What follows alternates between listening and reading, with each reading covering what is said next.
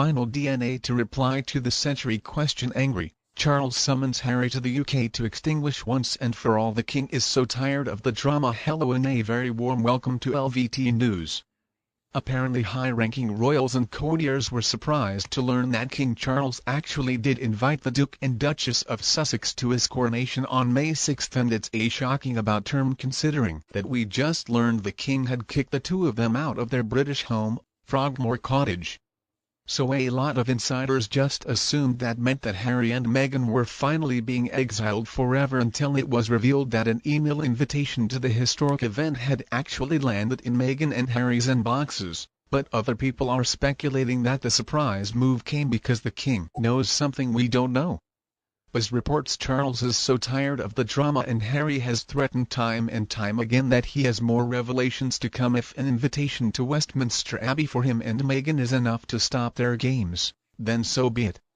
New Idea magazine has reported that deep in Harry's arsenal is a problem that has long been a painful bone of contention for both himself and his father, and these are rumors questioning whether or not Charles is really his. We are hearing that Harry has always been bothered by the claims, and at one point he even considered taking a DNA test to prove that they are biologically related once and for all, the insider adds. But while Harry is determined to put the rumors, which even Charles himself joked about when Harry was young, mind you, to bed, he knows he doesn't need a test to prove. And we're hearing that this realization of Harry's is coming after he recalled in his memoir, Spared, that Charles would sometimes say, "Who knows if I'm even your real father? Maybe your real father is in Broadmoor, darling boy." So Harry writes that he had laughed and laughed, though it was a remarkably unfunny joke given the rumor circulating just then that my actual father was one of Mummy's former lovers, Major James Hewitt.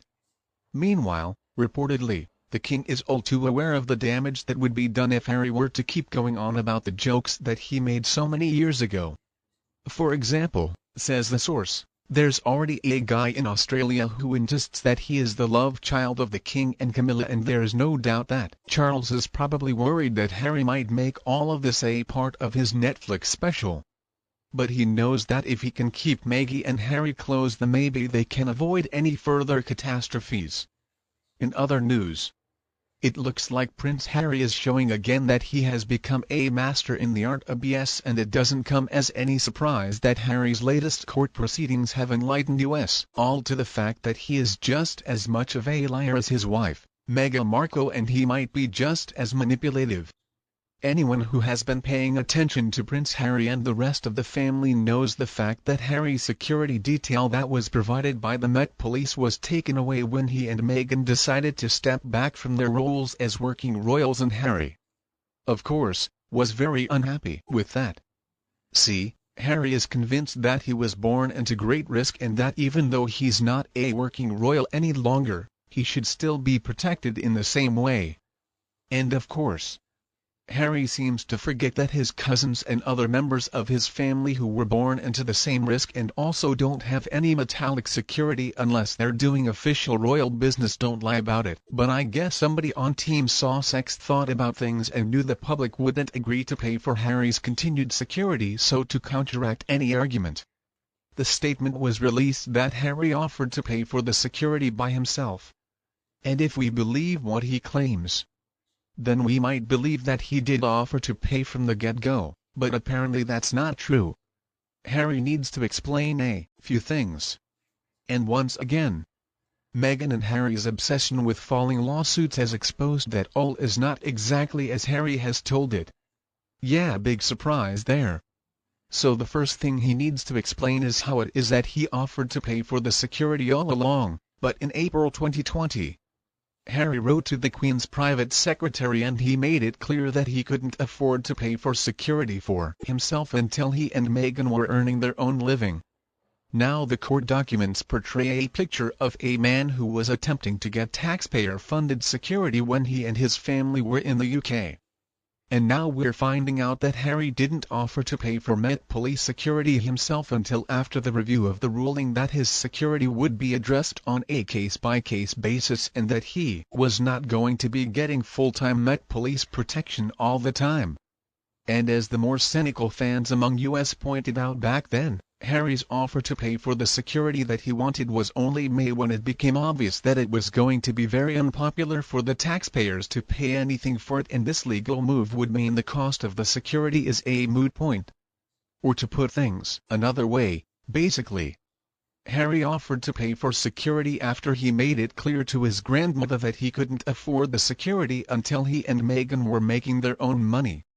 So what, Harry? Where was this money going to come from, exactly? I mean, what did Meghan get an increase on her credit card limit? You know, the same card they had to use to pay for all of their IKEA furniture. Harry, this doesn't make a bit of sense. And it's also important to mention that if Harry had not openly boasted about how many people he had killed, well, maybe he wouldn't have such a target on his back. So Harry, I think there's an important lesson in this: stay quiet. There are some things that people just don't need to know, and there's a pretty simple solution to it as well. I mean, Harry, how complicated is it? Just keep your mouth shut. And supposedly Harry talked about his military service as being a reason that he needs protection, and to try to make sure that was a legitimate claim. He really teased the Taliban. I mean, come on.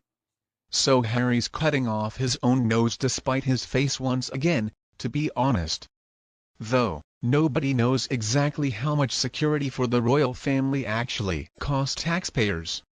And Harry also ignored the fact that his security in the UK is considered alongside the intelligence gathered by the team that makes sure the royal family is safe, and the government officials to security is always going to be given in response to known risks, just like it is with anybody else, and typically it is provided without everybody knowing all about it.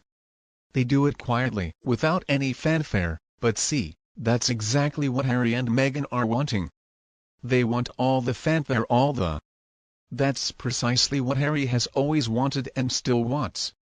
He expects the same blanket security coverage as the king or the heir to the throne, but just wait a second, even the heir Prince William is not escorted around by a full motorcade without riders all the time. Harry really wants to be treated as an epie, an internationally protected person, which would mean that wherever he and his family go in the world, the country they go to would have to give them this full 24/7 armed security at an enormous cost. See, Harry really wants more than any other member of his family has, because he believes that he deserves it just because he was born a prince. He knows that only certain members of the royal family receive this level of security protection, but see, that's not good enough for him. Do you remember how Meghan wound down that window at the Jubilee? I mean, apparently she wasn't too concerned about their security on that occasion, and I'm guessing a little bit of extra surveillance and protection could have easily flown below the radar. What Harry probably wanted, though, were the outriders. The convoy, the other car stopped with a rolling roadblock, and also getting to just speed through traffic lights. Harry wanted some fuel for his ego. But that would have been much less easy to hide. There would have been some bad press, absolutely. So smoke and mirrors is basically what we're getting here. And what do you think about Harry and Meghan? Please tell me your opinion below in the comment section, and we can also talk about this couple's ambition. If you see my video is useful, please remember to like and share with your friends and family members who need it to, and please subscribe to LVT News channel to get more videos in the future. Thank you so much for tuning in. Have a lovely week, and I'll be back to see